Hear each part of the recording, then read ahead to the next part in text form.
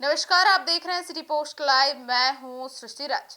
बिहार की राजनीति में इन दिनों एक नई चर्चा जोर पकड़ रही है। क्या सीमांचल बिहार से अलग होकर नया राज्य बन सकता है?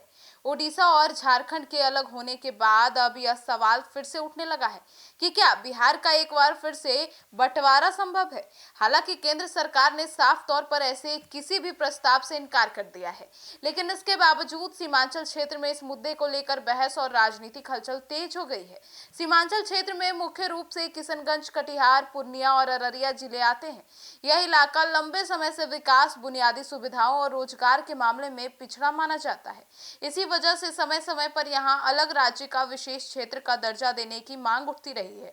कई स्थानीय संगठन और सामाजिक समूह इस दावा करते हैं कि अगर सीमांचल को अलग प्रशासनिक इकाई बनाया गया और या बनाया जाएगा तो यहाँ के विकास पर अधिक ध्यान दिया जा सकेगा।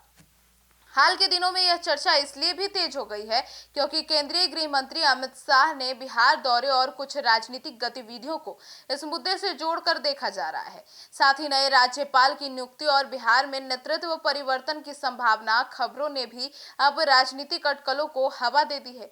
कुछ लोग यह सवाल उठा रहे हैं कि क्या बिहार की राजनीति में बड़े बदलाव की तैयारी हो रही है और क्या सीमांचल को लेकर कोई नई राजनीति बनाई जा रही है। हालांकि केंद्र सरकार ने संसद और अन्य मंचों पर स्पष्ट कर दिया है कि सीमांचल को अलग राज्य बनाने का फिलहाल कोई प्रस्ताव नहीं है। केंद्र का कहना है कि देश में नए राज्य बनाने का फैसला बहुत गंभीर और संवेदनशील मुद्दा होता है, जिसके लिए व्यापक राजनीतिक सहमति और संवैधानिक प्रक्रिया की आवश्यकता होती है। इसीलिए फिलहाल ऐसी कोई योजना सरकार के एजेंडे में नहीं है। इसके बावजूद सीमांचल में इस मुद्दे पर चर्चा इसलिए भी बढ़ रही है क्योंकि क्षेत्र के लोग लंबे समय से विकास की मांग कर रहे हैं। यहाँ बाढ़, बेरोजगारी और शिक्षा और स्वास्थ्य सुविधाओं की कमी जैसी रहती है और कई स्थानीय नेताओं का कहना है कि अगर इस क्षेत्र को विशेष ध्यान दिया जाए या प्रशासनिक स्तर पर अलग व्यवस्था बनाई जाए तो समस्याओं का समाधान तेजी से हो सकता है। राजनीतिक विश्लेषकों का मानना है कि सीमांचल को लेकर उठ रही चर्चा का एक कारण बिहार की बदलती राजनीतिक स्थिति भी है।